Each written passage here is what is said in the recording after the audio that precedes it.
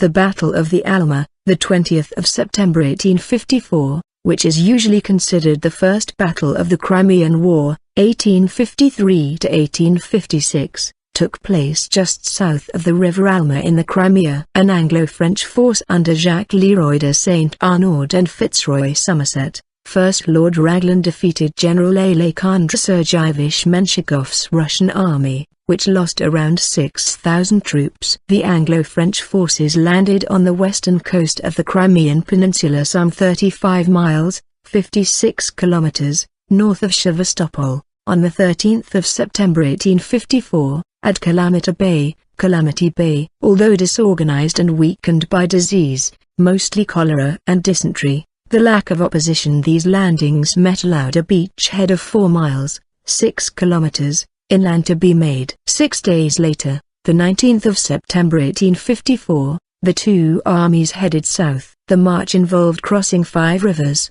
the River Bulganak, the River Alma, the River Kacha, the River Belbek and the River Chernaya. At the River Alma, Prince Alexander Menshikov, commander-in-chief of the Russian forces in the Crimea, decided to make his stand on the heights above the south banks of the River Alma. Although the Russian army was numerically inferior to the combined Anglo-French army, 35,000 Russian troops as opposed to 60,000 British and French troops, the heights they occupied were a natural defensive position.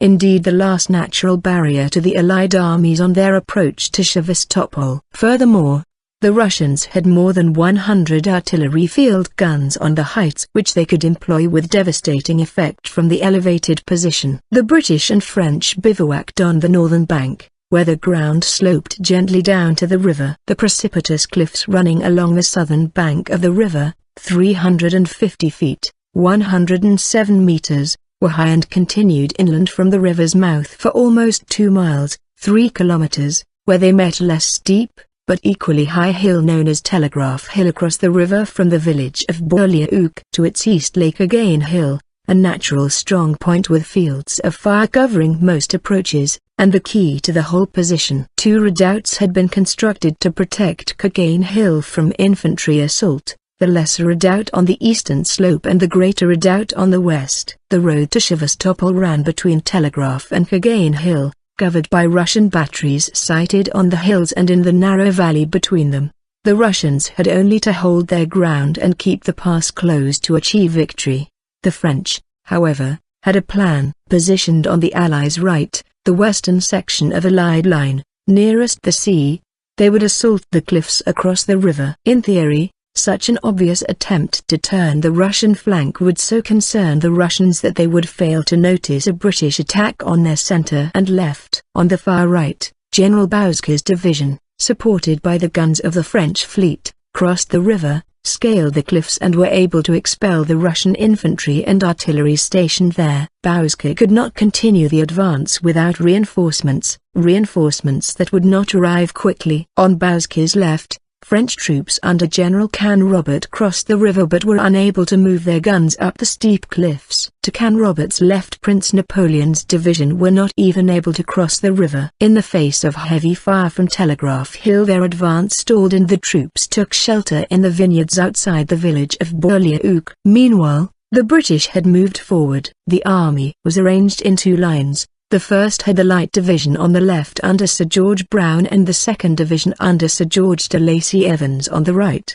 Behind them on the right of the second line, Sir Richard England led his 3rd Division while on his left the Duke of Cambridge commanded the 1st Division. The 4th Division under Sir George Cathcart and the cavalry under Lord Lucan were held in reserve. Unfortunately, the Light Division had not extended its line far enough to the left, and as it advanced it did so at a slight angle. Sir George Brown was extremely short-sighted and he failed to notice that this had occurred. Soon the troops on the right of the Light Division and the left of the 2nd Division were merging. The parade ground precision with which the British had set off had been lost. The Russians were now faced, not with a disciplined British formation, but by something with the outward appearance of a mob. Unable to reorganize their men into anything like their original makeup, British officers finally ordered their men to charge as they were. The men charged, and as they struggled up the slope a densely packed mass of Russian infantry came towards them. The British troops stopped and opened fire on the Russians. The skill of the British as professional riflemen, using the newly developed mini-ball, forced the Russians back. The Crimean War was the first war in which the mini-ball was employed. Most British regiments in the Crimea had been fitted with the new type of shot that took advantage of the rifling inside the barrel of the new British guns. Thus, a spin was placed on the mini-ball in flight on its way to the target. This produced much more accuracy, over a much greater range, than the old-style smoothbore muskets the Russian army was supplied with. Here at the Battle of the Alma, the mini-ball was to have a devastating impact on the Russians. The Russians had to be within 300 paces of the British to attain any kind of accuracy with their smoothbore muskets, while the British began firing their rifled mini-balls accurately on the Russians at a distance of 1,200 paces. As the red-coated line started back up the hill, the Russian artillery opened up, scrambling up the slopes of Kagane Hill in the face of determined artillery fire. The British line was no solid mass of troops, forming more of a thick skirmishing line, which with the accuracy of the mini-ball, left the Russian artillery field unable to stop the British attack and only slow it. The British continued upward until they finally tumbled over the walls of the Greater Redoubt, as the Russians were trying to move their guns. However, the Russians were set to rout and fled in all directions. As the British celebrated in the Great Redoubt, some troops carved their initials on the carriages of captured Russian guns and marveled at their achievement.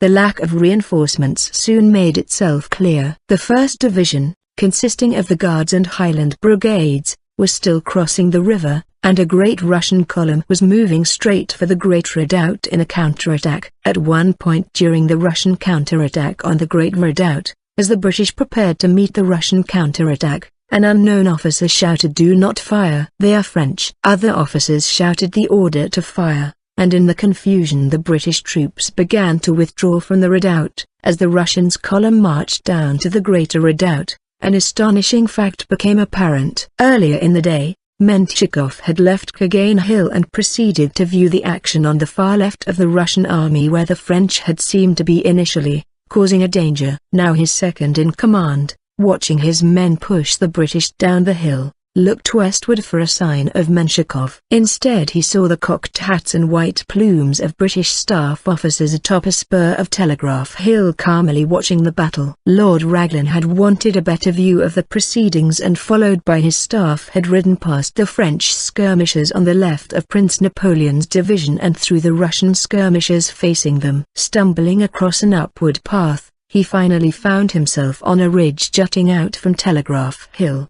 overlooking Kagane Hill and the valley between. Suggesting to his staff that it might be a good idea to have some guns in such a commanding position, the thought was taken as an order and soon 2 9-pounders were firing from the ridge.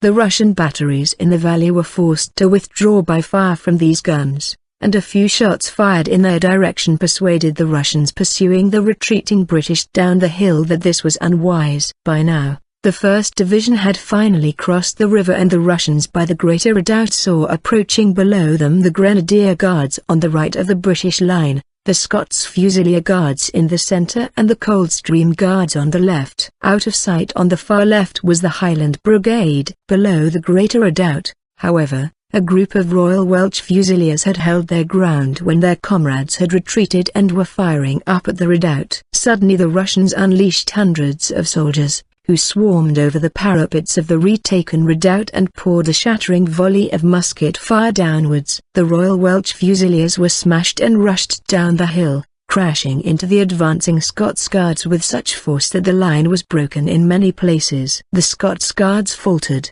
and when they were 40 yards, 40 meters, from the redoubt the Russians mounted a massive bayonet charge. The Scots Guards were forced to retreat and they did so stopping only when they reached the river. Almost 200 of them lay dead on the slope. A large gap now existed between the Grenadiers and the Coldstream Guards. The Russian generals saw their chance and pushed 2 battalions into the gap. As the Grenadiers prepared to meet this charge, again strange orders were given. As had occurred earlier in the Greater Redoubt. An unknown officer told the Grenadiers to retire. The captain commanding the left-wing company of the Grenadiers, The Honourable Henry Percy, however, felt this order to be foolish and instead ordered his company to form a right angle with the rest of the battalion, which thus now assumed an L shape, with the base of the L pointing back down to the river. As the Russians moved into the gap, his men were able to pour deadly accurate fire into their flank.